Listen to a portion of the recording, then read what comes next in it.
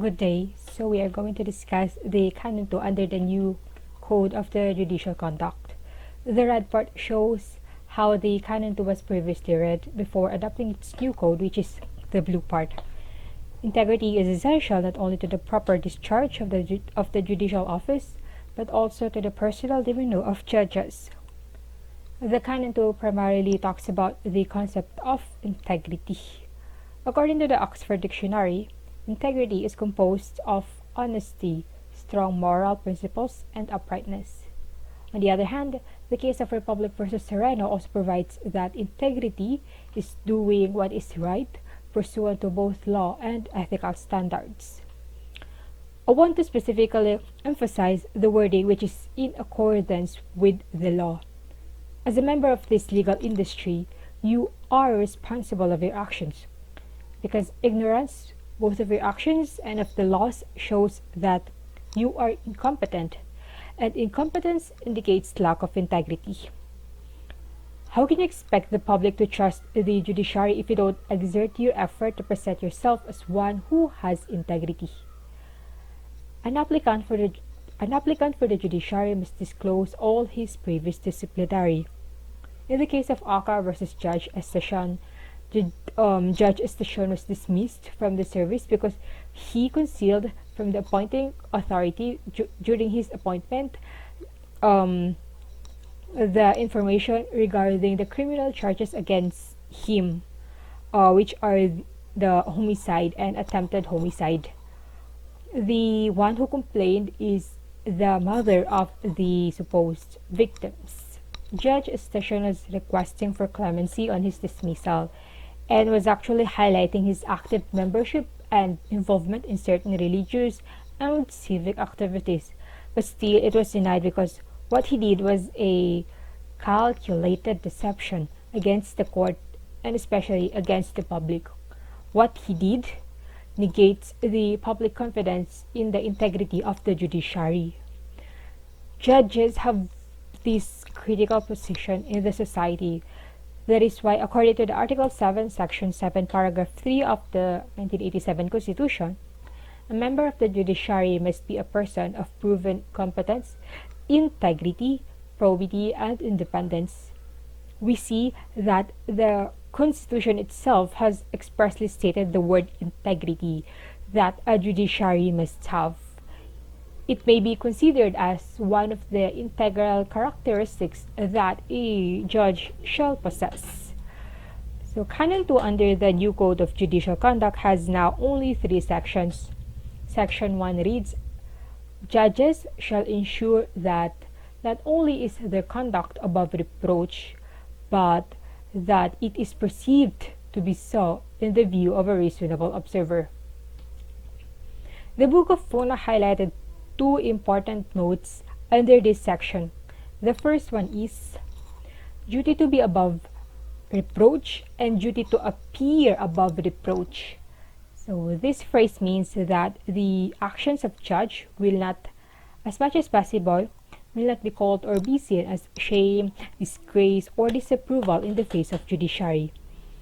Your expertise, your knowledge of law is not enough and will never be enough when you don't exert your effort to present yourself as one who has integrity. In the case of Dawa versus Judge Diasa, what happened here was 3 female employees of Metropolitan Trial Court charged Diasa with sexual harassment. So there were many times when Judge Diasa sexually harassed his female employees, obviously taking advantage of his superiority over his subordinates. So he was dismissed from the service for his gross misconduct and immorality. He betrayed the people's high expectations in the judiciary. Under this case, it cited the Talents Dabon versus Arceo case. It states that the people's confidence in the judicial system is founded not only on the magnitude of legal knowledge and the diligence of the members of the bench, but also on the highest standard of integrity and moral uprightness they are expected to possess. So earlier, the definition of integrity was actually provided from the words of Oxford Dictionary and the case of Republic versus Sereno, that integrity is composed of moral uprightness, and that integrity is doing what is right pursuant to highest ethical standards, similar to what is being conveyed in the case of Dawa versus Judge Diasa. So the second important note under the section 1 of Canon 2 is integrity is a necessity. Integrity of a judge is not merely because you are doing what is expected of you or what is assigned to you. Integrity of a judge shall be because you value your moral actions and ethics to serve others and of course to achieve justice. But lastly, to avoid bringing public contempt, disrepute, and ridicule. In the case of Pascual versus Judge Bonifacio, Judge Bonifacio secretly met Pascual, the complainant, and the judge was trying to settle a case between Pascual and his wife on the sharing of their conjugal assets. So Pascual pointed out that he had a sister-in-law who is actually a Bonifacio also, similar surname of Judge Bonifacio, but Pascual was uncertain if there was a relationship between his sister-in-law and Judge Bonifacio by either consanguinity or affinity. So the act of Judge Bonifacio trying to convince Pascual is an act of impropriety. Obviously, it is improper and highly unethical for a judge to suggest to a litigant what to do to resolve his case because it would establish suspicion that the judge himself is in collusion with one party. A litigant should be entitled to no less than the cold neutrality of an impartial judge. Judge Bonifacio's action casted doubt on the probity and integrity of judiciary, a ground for a valid reproach, because in the judiciary, moral integrity is more than a cardinal virtue. It is a necessity. Citing Lim versus Judge Demetrio Calimag, in the case of Pascual versus Judge Bonifacio, it states that a magistrate of the law must conduct himself at all times in such a manner that his conduct, official or otherwise, can withstand the most searching public scrutiny, for the ethical principles and sense of propriety of a judge are essential to the preservation of the people's faith in the judicial system. So in this case, the court gave a stern warning against Judge Bonifacio. Section 2 of the second canon of the new Code of Judicial Ethics states that the behavior and conduct of judges must reaffirm the people's faith in the integrity of the judiciary.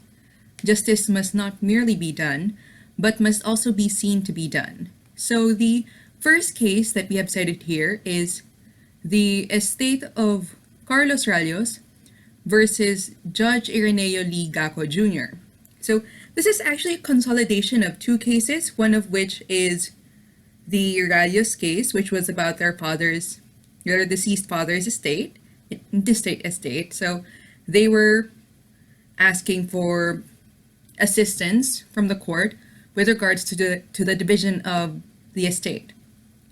However, what they wanted was that their court-appointed administrator is going to be changed. However, during the proceedings, it was noted that the administrator that they wanted to change was present in court, and that they themselves were also present. So this was a commentary on Judge Gaco's part when he made the decision. So he had written that they were also present when it turns out they are not. The second case that is involved, that is attached to this one, is about the Executive Secretary Ronaldo B. Zamora versus Judge Gaco. So that one is with regards to allegedly smuggled rice, and it's a customs case, and he had stated that Judge Gaco wanted to take the case on, even though the Executive Secretary Zamora is stating that he has no jurisdiction. So in the end, the court did find that Judge Gaco had erred in both of these, as he is deemed to be partial in a sense. And on the first case, when it's found that he was dishonest when he wrote that the estate of Gralios, his children were also there along with the administrator, when it was just the administrator that was present in court. So he was found guilty of grave abuse of authority and partiality aggravated by dishonesty. So he was only given a stern warning and ordered to pay a fine of 10,000 pesos. So, but the complaint filed by Secretary Zamora is just held in abeyance, so they were still deciding on that. And then the second case is actually a two-parter because we have Tormes v. Paredes, which cited the new Code of Judicial Ethics, and they cited Castillo v. Calanog Jr., which cited the old Code of Judicial Ethics. So, what happened in Castillo v. Calanog is that Judge Calanog had promised someone, Emerick J. Castillo, the complainant, that he can guarantee her a favorable decision. But this is with regards to, again, an intestate hearing. So this is with regards to inheritance. He had continuously advised her that he can grant her a favor by letting her win the case. So he was found guilty of this, and he was ordered to a penalty was imposed upon him. And he is also dismissed from the role of judges and found guilty of immorality. Now, the case that did cite this is Jill Tormes versus Judge Maynardo Paredes. So Jill is a law student, and she is actually filing a complaint against Judge Paredes for comments that he had made during class. Because Jill's mother is also a judge, and he did say that she is abusive of her position as a judge. And she also stated that her son, Jill's brother, is a court-noted addict. Judge Paredes's defense of this was that she had no complaints while they were discussing this in class. However, the court did find it that he is liable for conduct unbecoming of a judge, as he is also passing judgment on a case that is still pending. Judge Tormes' case was still pending at the time, as well as making statements that were not true or that were allegations. However, the court found that as this was only his first offense, he is merely admonished and advised not to do any act of the same. So it's actually stated that they must also be aware that judges must also be aware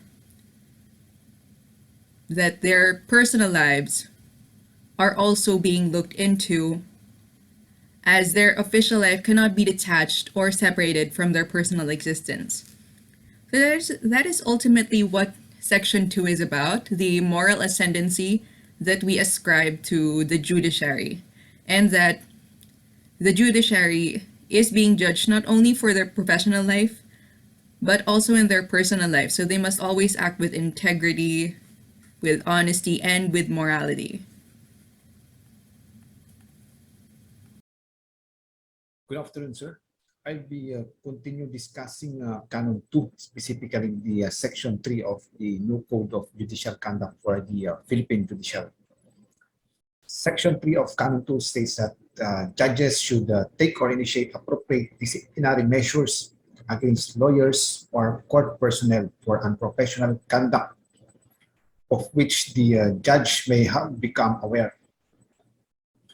Section 3 highlights the importance of the competence of judges as an administrator and vanguard of justice. Judges are required to observe due care in the performance of their official duties. A judge has the prerogative to discipline his staff for negligence and or any mistake. We can also glimpse that Section 3 of Canon 2 is the exact copy of 3.10 of the 1989 Code. Part of the primary duties of judges is to instill discipline among lawyers and court personnel. The case of Attorney Paquito Balasbas versus Honorable Gregorio Aquilizan, the judge of the Court of Agrarian Relations of Cotabato City, illustrates the duties of judges to instill discipline among lawyers. However, judges has no power to dismiss them. The Supreme Court nullified and set aside the order issued by the Court of Agrarian Relations to Judge Honorable Aquilizan. On the administrative case regarding the suspension of Clerk of Court Attorney Rogelio Hoboco, highlights that although judges have the power to discipline lawyers and court personnel, the Supreme Court reminds that a judge should not also make it a habit of showing fits of temper and resorting to verbal abuse against erring employees. Judges should be also mindful of the need to maintain professional and harmonious relations with his personnel, with a view to this speedy and efficient administration of justice. Also, in relation to Section 3 of the Canon 2, Rule 3.08 of the 1989 Code further reiterates the functions of judges in administering justice. And a judge should diligently discharge administrative responsibilities, maintain professional competence in court management, and facilitate the performance of the administrative functions of other judges and court personnel. Further, slightest impropriety of court personnel should also be checked.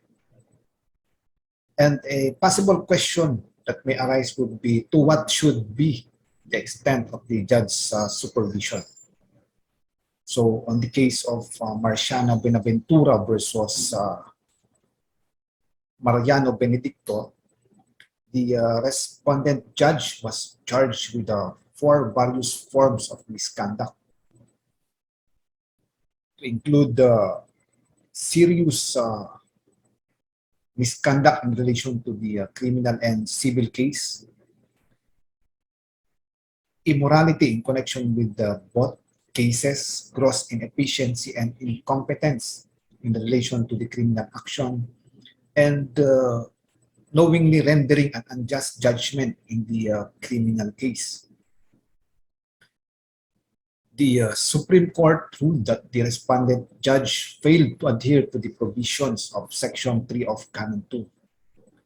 The respondent judge has been remiss in supervision of his court employees by failing, upon learning that the deputy clerk of court on 3 occasions had entrusted to the clerk messenger the promulgation of decisions of acquittal, to take corrective action and to discipline the erring court employees.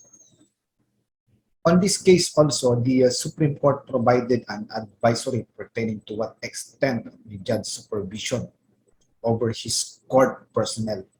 And I quote, oftentimes, leniency provides the court employees the opportunity to commit minor transgression of the laws and slight breaches of official duty, ultimately leading to visions of delinquencies. The respondent judge should constantly keep a watchful eye on the conduct of his employees. He should realize that big fires start small. His constant scrutiny of the behavior of his employees would deter any abuse on the part of the latter in the exercise of their duties. Then his subordinates would see that any misdemeanor will not remain unchecked. The slightest semblance of impropriety on the part of the employees of the court in the performance of their official duties stirs ripples of public suspicion and public distrust of the judicial administrators. The slightest breach of duty by slightest irregularity in the conduct of court officers and employees detract from the dignity of the courts and erode the faith of the people in the judiciary.